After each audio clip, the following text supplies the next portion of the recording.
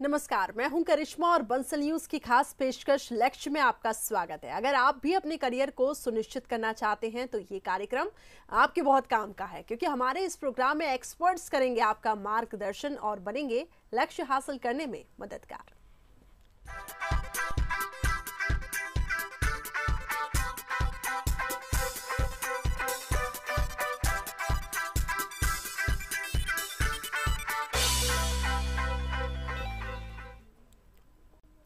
Bansal group हमेशा से ही शिक्षा को लेकर बेहतर काम करता आ रहा है। समय समय पर छात्राओं को बेहतर मार्गदर्शन और उनके करियर को लेकर जागरूक कर रहा है। इसी कड़ी में हमारे खास कार्यक्रम लक्ष्य में भी हम उन लोगों से आपको रूबरू करा रहे हैं जो शिक्षा के लिए बेहतर काम कर रहे हैं, छात्रों के मन में करियर को लेकर उठने वाले सवालों का जवाब देते हैं और कैसे शिक्षा का स्तर बढ़े इसके लिए कोशिश कर रहे हैं। हमारे साथ मौजूद हैं दिनेश खंडेलवाल जी।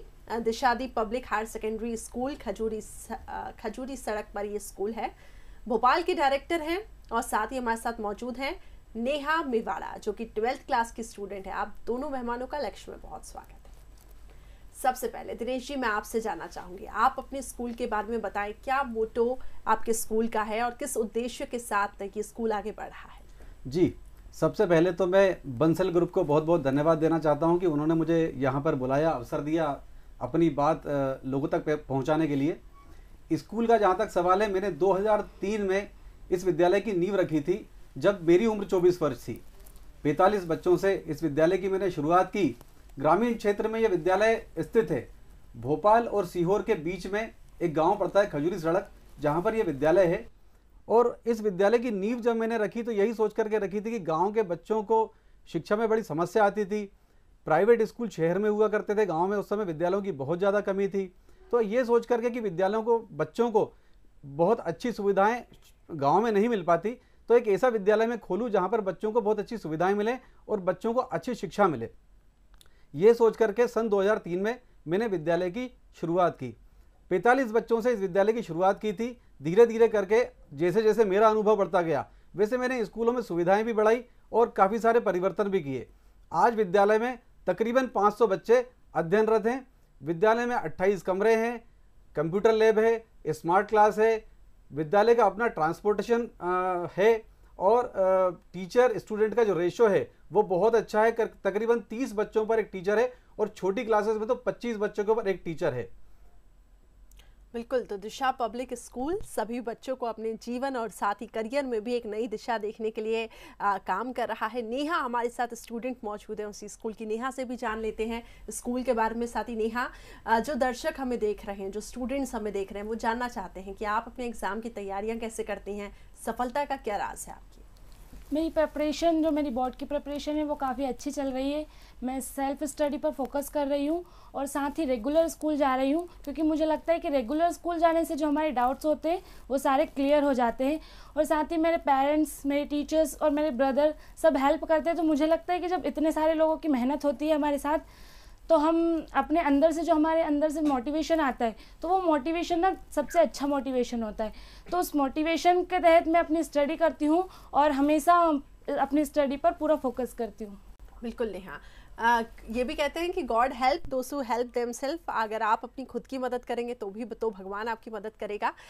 दिनेश जी, मैं आपसे जानना चाहूँगी, क्योंकि शिक्षा के लिए आपने जिस तरीके से ये स्कूल का निर्माण किया, आप जैसे आप बता रहे हैं कि रेशियो बढ़ गया है, 500 स्टूडेंट्स अब हैं इसमें, तो उसमें पढ़ाने का क्या कुछ तरीका अलग है, कैसे पढ़ाते, कैसा पैटर्न है? जी बिल्कुल, बताना चाहूँगा कि हमारे जो टीचर्स हैं, उन जो छोटे बच्चे होते हैं उनको तो हम लर्न बाय फन पद्धति से पढ़ाते हैं। वही बेस्ट तरीका है छोटे बच्चों को पढ़ाने के लिए। छोटे बच्चों को एक्टिविटीज़ ज़्यादा कराई जाती हैं, एक्शंस के साथ उन्हें पढ़ाया जाता है। स्मार्ट क्लास उन बच्चों के लिए स्कूल में उपलब्ध है, उसके माध्यम से बच्चों को पढ़ाया जाता है। इसके अलावा जो बड़े बच्चे हैं, उन बड़े बच्चों पे हम खास तौर से इस बात का ध्यान देते हैं कि उन बच्चों में जिज्ञासा बढ़े। एक तो टीचर्स, हमारे जो टीचर्स हैं, उनकी स्पेशल ट्रेनिंग इस बात के लिए होती है कि वो इस बात का ध्यान रखें कि जब वो क्लास में जाते हैं तो उस लेसन प्लान के साथ जाएं। एक ऐसा लेसन प्लान बनाएं जो क्लास के सबसे कमज़ोर बच्चे को भी समझ में आए। तो यदि ऐसा लेसन प्लान लेकर के टीचर क्लास के अंदर जाता है तो जाहिर सी बात है कि बाकी जो बच्चे हैं उन्हें भी ज़्यादा अच्छे से समझ में आएगा। दूसरी बात कि जब टीचर्स क्लास में जाते हैं तो वो इस बात का भी ध्यान रखते हैं कि बच्चे ज़्यादा से ज़्यादा प्रश्न पूछें, उनकी जिज्ञासा बढ़े। जब बच्चों की जिज्ञासा बढ़ेगी, वो प्रश्न पूछेंगे तो ही उनका ज्ञान बढ़ेगा, अदरवाइज उनका ज्ञान सीमित रह जाएगा। इसके लिए टीचर्स को इस बात की ट्रेनिंग दी जाती है कि वो बच्चों को जब पढ़ाएं तो रोज़मर्रा की ज़िंदगी से जो जुड़े हुए उदाहरण हैं उन उदाहरणों के साथ पढ़ाएं, ताकि बच्चों को ज़्यादा आसानी से समझ में आए। उसके बाद भी यदि हमको ऐसा लगता है कि बच्चों के अंदर कोई चेंजेस नहीं आ रहे हैं, तो हम प्रयास इस बात का करते हैं कि हम जाने कि उस बच्चे की निजी ज़िंदगी में, घर में कोई परेशानी तो नहीं है। उसको ढूंढ करके उस बच्चे की काउंसलिंग करते हैं, उसे मोटिवेट करते हैं, उसका उत्साह बढ़ाते हैं। ये बहुत ही अच्छी बात कही आपने दिनेश जी, क्योंकि अगर पर्सनल लेवल पे भी जाके आप प्रॉब्लम सॉर्ट आउट करते हैं और बच्चे अगर आपसे आके शेयर कर रहे हैं, यानी कि आपने वो स्पेस बच्चों को भी दिया है और एक मेंटेन आपने भी वो स्पेस किया है, इस पे भी हम विस्तार से चर्चा करेंगे। नेहा से हम जान लेते हैं। नेहा, आपने अपने भविष्य की दिशा को कैसे निर्धारित किया है? आपका लक्ष्य क्या है? मैं बचपन से ही डॉक्टर बनना चाहती हूँ, इसीलिए मैंने बायो सब्जेक्ट को चूज़ किया। अभी तो फ़िलहाल मैं अपनी बोर्ड की प्रिपरेशन कर रही हूँ, उसको अपनी फर्स्ट प्रायोरिटी दे रही हूँ, लेकिन साथ ही मैं एनसीईआरटी को फॉलो कर रही हूँ ताकि मेरी नीट की प्रिपरेशन भी उसके साथ होती रहे। स्कूल में मुझे जो भी डाउट्स आते हैं करियर से रिलेटेड, वो डायरेक्टर सर उसे सॉल्व करते हैं, या हमारे स्कूल के जो प्रिंसिपल हैं नवीन सर, वो भी उसे सॉल्व करते हैं। लेकिन मुझे लगता है कि मैं जिस फील्ड में जाऊँ, डॉक्टर भी मैं जिस फील्ड में बनूँ, उस फील्ड का स्कोप हो, साथ ही मैं उस फील्ड में इंटरेस्ट रखूं और अपने लक्ष्य तक पहुंच सकूं। बिल्कुल, और जिस तरीके से आप मेहनत कर रही हैं तो हमारी भी शुभकामनाएं और उम्मीदें हैं कि आप अपने लक्ष्य की तरफ आगे ज़रूर बढ़ेंगी। दिनेश जी, मैं आपसे जानना चाहूँगी, विषय के ज्ञान के अलावा आप किन बातों का ध्यान देते हैं? एक महत्वपूर्ण बात आपने ये कही कि पर्सनल लेवल पे भी आके बच्चे आपसे प्रॉब्लम डिस्कस करते हैं, कैसे पूरी चीज़ों को मैनेज किया जाता है? देखिए, विषय के ज्ञान के अलावा इस बात का पूरा ध्यान रखा जाता है कि बच्चों का सर्वांगीण विकास हो। जब हम सर्वांगीण विकास की बात करते हैं तो जहाँ तक मेरी समझ है, बच्चों के अंदर 8 टाइप्स ऑफ मल्टीपल इंटेलिजेंस होते हैं। उन मल्टीपल इंटेलिजेंस के ऊपर यदि काम किया जाए तो सर्वांगीण विकास बच्चे का हो जाता है।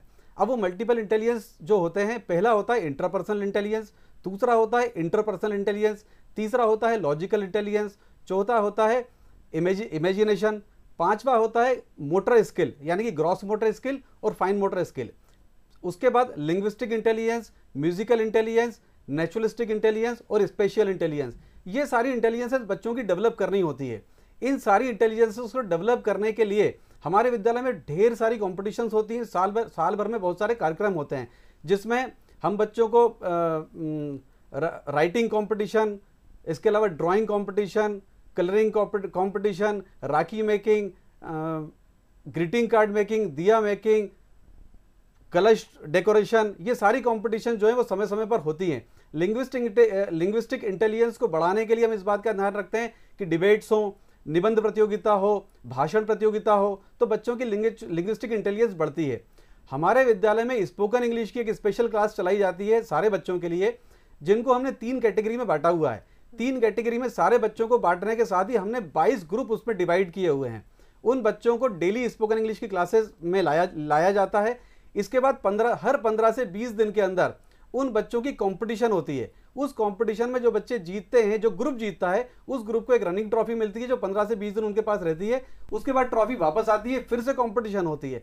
तो ये हमारा एक प्रयास है कि बच्चों की लिंग्विस्टिक इंटेलिजेंस जो है वो डेवलप हो।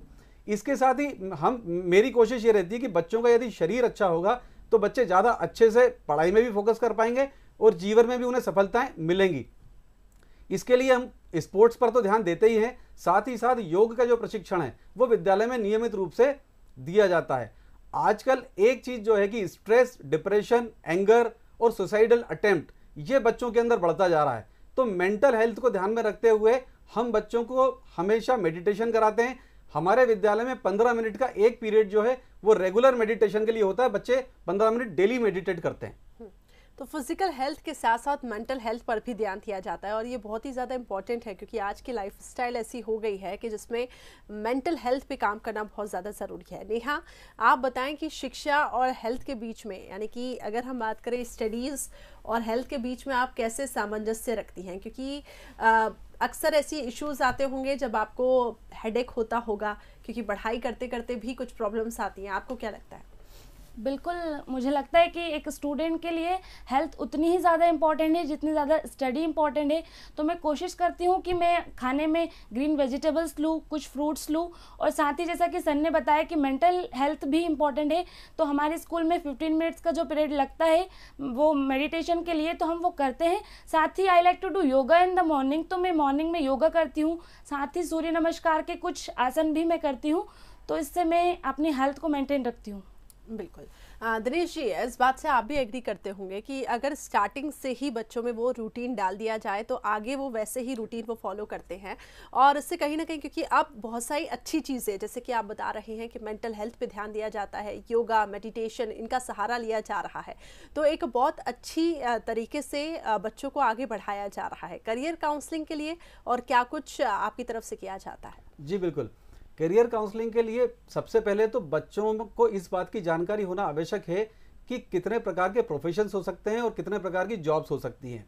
अभी बच्चों को जनरली ये पता होता है कि इंजीनियरिंग करनी है, लेकिन इंजीनियरिंग के अंदर भी बहुत सारी इंजीनियरिंग, केमिकल इंजीनियरिंग है, इलेक्ट्रॉनिक इंजीनियरिंग है, कंप्यूटर इंजीनियरिंग है, सिविल इंजीनियरिंग है।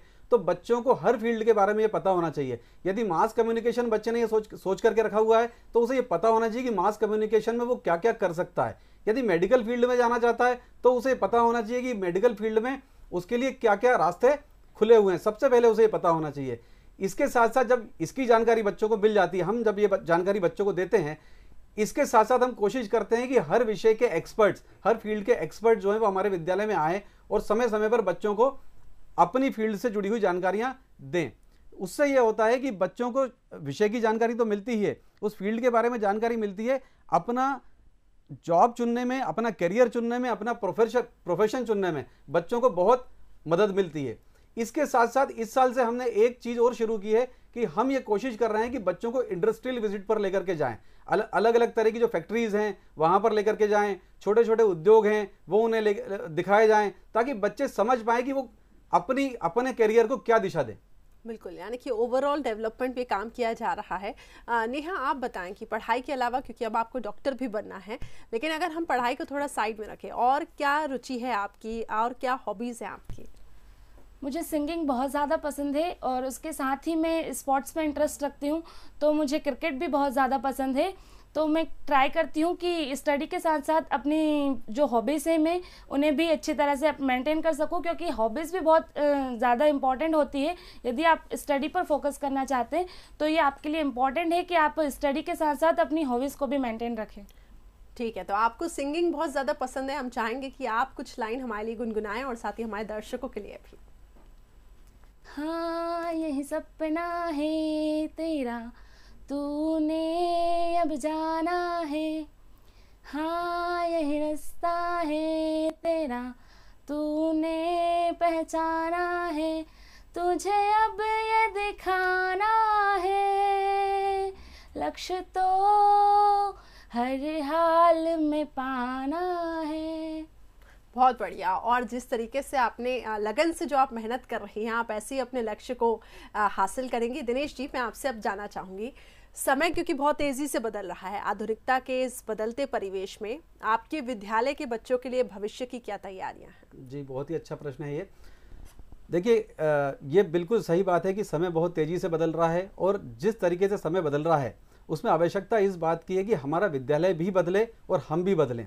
यदि हम अपने आप को अपडेट नहीं रखेंगे तो समय के साथ हम चल नहीं पाएंगे, और हम जिस प्रकार की एजुकेशन बच्चों को देना चाहते हैं वो दे भी नहीं पाएंगे। इसी क्रम में हमने ये कोशिश की है कि हम लगातार हमारे टीचर्स को ट्रेनिंग दे रहे हैं। हम ये कोशिश करते हैं कि हम अगले 5 साल के आगे का सोच करके कि 5 साल बाद ज़माना कहाँ पहुँचेगा, 5 साल बाद टेक्नोलॉजी कहाँ पहुँचेगी, उसके हिसाब से हम काम करने की कोशिश करते हैं। उसी संबंध में टीचर्स को बहुत अच्छी ट्रेनिंग दी जा रही है। इसके साथ साथ अगले साल से जो हम हमारे विद्यालय में परिवर्तन करने जा रहे हैं वो मैं आपको बता देता हूं कि हमारा विद्यालय अगले साल से पूरी तरह डिजिटल होने वाला है। हर क्लास के अंदर स्मार्ट टीवीज़ होंगे, टीचर्स के हाथ में टैबलेट्स होंगे, उनके पास जो टैबलेट्स होंगे उसी टैबलेट्स के अंदर उनके पास लेसन प्लान होंगे। तकरीबन 400 एक्टिविटी टूल्स हमारे स्कूल के अंदर होंगे जिससे बच्चों को एक्टिविटी कराई जा सकती है, एक्टिविटीज़ के माध्यम से पढ़ाया जाएगा। पेरेंट्स के पास पेरेंट ऐप होगा, जैसे ही टीचर अटेंडेंस यहाँ पर लेंगे तो पेरेंट के पास ये सूचना पहुँच जाएगी कि आपका बच्चा स्कूल में पहुँच चुका है। इसके साथ ही यदि टीचर कोई एक्टिविटी कराती है तो वो क्या एक्टिविटी आज कराई है उसके फोटोग्राफ्स पेरेंट्स के पास ऐप पर पहुंच जाएंगे। साथ ही कल जो एक्टिविटी कराने वाले हैं उस एक्टिविटी के लिए क्या सामान की आवश्यकता है वो पेरेंट को एक दिन पहले पता चल जाएगा, तो पेरेंट्स को परेशान नहीं होना पड़ेगा। अभी क्या होता है कि बच्चा जब स्कूल से घर पहुंचता है, रात को उसके पापा घर पे आते हैं, तब उनको पता चलता है कि भाई बच्चे को कल स्कूल क्या लेकर के जाना है, फिर वो घर के अंदर बड़ा हाहाकार मचता है। तो ये प्रयास है कि पेरेंट को पहले से पता चले ताकि पेरेंट भी अच्छे से व्यवस्था कर पाएं। तो ये कुछ चेंजेस हैं जो हमारे स्कूल के अंदर हम कर रहे हैं। इसके साथ साथ इंग्लिश की level wise classes, spoken English की लेवल वाइज क्लासेस हमारे विद्यालय में शुरू होने वाली है, जिसमें 21 लेवल होंगे। तो स्पोकन इंग्लिश के ऊपर बहुत फोकस किया जा रहा है ताकि बच्चे अच्छे से अंग्रेजी सीख पाएं। अंग्रेजी यदि वो सीखते हैं तो बाकी विषयों को समझने में भी उनको आसानी होगी और मुझे लगता है कि एजुकेशन का लेवल बढ़ेगा। बिल्कुल, और ग्राउंड लेवल से अगर काम किया जाए तो आगे धीरे धीरे अगर बेस मजबूत होगा तभी जाके चीज़ें आगे अच्छी होंगी। नेहा, आप बताएं, आप अपने उम्र के विद्यार्थियों को क्या कहना चाहेंगी जो आपको देख रहे हैं इस वक्त, क्योंकि आपने ये भी बहुत सारी चीज़ें बताई हैं कि डाइट को भी आप अच्छे से फॉलो करती हैं, साथ ही मेंटल हेल्थ पे भी आप बहुत ज़्यादा ध्यान देती हैं, तो उनको आप क्या संदेश देंगी कि क्या वो करें अपने जीवन में, क्योंकि अब वो अपने एम, अपने करियर को फॉलो कर रहे हैं, कैसे उसको हासिल करें और आप किस डायरेक्शन में अब आगे बढ़ रही हैं? मैं अपने एज ग्रुप्स के सभी स्टूडेंट से यही कहना चाहती हूँ कि टाइम की इम्पोर्टेंस को समझे, रेगुलर स्कूल जाएं। यदि आप बोर्ड क्लास के स्टूडेंट हैं तो आपका रेगुलर स्कूल जाना अच्छी बात है। रेगुलर स्कूल जाने से हमारे सारे डाउट्स क्लियर हो जाते हैं, तो रेगुलर स्कूल जाना चाहिए। और साथ में एंड्रॉयड मोबाइल का यूज़ ना ही करें, और अगर आप सोशल वेबसाइट्स का यूज़ भी मैं कहूँगी एक स्टूडेंट के लिए कि वो ना ही करें, क्योंकि हमें ऐसा लगता है कि जब हम मोबाइल का यूज़ कर रहे होते हैं तो हमारा टाइम वेस्ट होता है, बट ऐसा नहीं होता है। जब हम मोबाइल यूज़ करने के बाद भी कुछ काम करते हैं या स्टडी करते हैं तो हमारा माइंड उस चीज़ से इफेक्ट रहता है और हम पढ़ाई पर फोकस नहीं कर पाते। तो मुझे लगता है कि हमें मोबाइल का यूज़ नहीं करना चाहिए। ऐसा नहीं है कि आप हमेशा के लिए मोबाइल का यूज़ ना करें, बट जब आपने कोई गोल बनाया है तो एटलीस्ट उस टाइम के लिए आप मोबाइल का यूज़ ना करें। चलिए, नेहा ने एक इम्पॉर्टेंट बात कही है, क्योंकि सोशल मीडिया ये एक ऐसा मुद्दा है कि जिसपे अगर बहस करें तो इसका पॉजिटिव नेगेटिव दोनों ही इन्फ्लुएंस बच्चों पर इसका इन्फ्लुएंस पड़ता है। दिनेश जी, आप कितना एग्री करते हैं इस बात से? क्या ज़रूरी है कि अगर हम सोशल मीडिया को पॉजिटिव वे में अगर हम यूज़ करें तो उसका एक पॉजिटिव इम्पैक्ट बच्चों पर पड़ेगा? आप कितना सहमत होते हैं इससे? मैं इससे कम ही सहमत हूँ। मैं ये बात बहुत अच्छे से जानता हूँ कि सोशल मीडिया चलाना ज़रूरी हो गया है आज के ज़माने में, लेकिन स्टूडेंट्स के लिए एक हर्डल है। इमेजिनेशन बच्चों की बहुत तेज़ी से डेवलप होती है सोशल मीडिया यूज़ करने से। इसके अलावा जो मोबाइल पर गेम्स होते हैं वो गेम्स यूज़ करने से बच्चों की इमेजिनेशन बहुत तेज़ी से डेवलप होती है, और इमेजिनेशन डेवलप होने से बच्चों का लॉजिक वीक होता है। तो जाहिर सी बात है कि बच्चों का कंसंट्रेशन वीक होता है, बच्चों का लॉजिक वीक होता है, तो बच्चों की पढ़ाई के ऊपर इसका बहुत अच्छा प्रभाव पड़ता है। नेहा ने जो बात कही कि ऐसा नहीं है कि मोबाइल का यूज़ नहीं करना, लेकिन आपने एक गोल बनाया है, कम से कम उस गोल के अचीव करने तक आप उसको छोड़ दें। मोबाइल ही नहीं, आप टीवी के प्रोग्राम्स भी छोड़ सकते हैं, आप जो इंडोर गेम्स खेलते हैं उन्हें छोड़ सकते हैं। आउटडोर गेम जरूर खेलना चाहिए क्योंकि वो आपकी सेहत के लिए बहुत अच्छे हैं।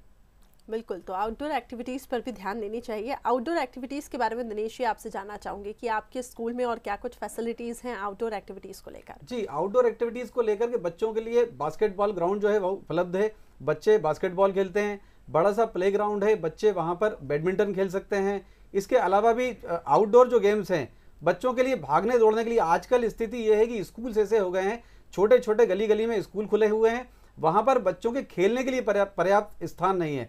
तो कम से कम स्कूल के अंदर कुछ इतना प्लेग्राउंड तो होना चाहिए कि बच्चे वहाँ पर भाग दौड़ सकें और जितना चाहें खेल सकें। जी, नेहा, मैं आपसे जानना चाहूँगी, क्योंकि अब आप ऐसे फेज़ में हैं जब आप अपने गोल, अपने करियर को अचीव करने में मेहनत कर रही हैं। इस दौरान परिवार की तरफ से कितना सपोर्ट मिल रहा है? आपके मोरल को आपके मदर फादर कितना सपोर्ट कर रहे हैं आगे बढ़ाने में? मेरे पेरेंट्स पूरा सपोर्ट कर रहे हैं। वो चाहते हैं कि मैं जो बनना चाहती हूँ वो मैं बनूँ, मैं अपने गोल को अचीव करूँ, और साथ ही मेरी सारी फैमिली मेम्बर्स मेरी हेल्प करते हैं। मेरे जो बड़े भैया हैं, मेरे ब्रदर हैं, वो भी बहुत ज़्यादा हेल्प करते हैं, हर चीज़ में मुझे सपोर्ट करते हैं। तो फैमिली का सपोर्ट तो मुझे पूरा मिल रहा है।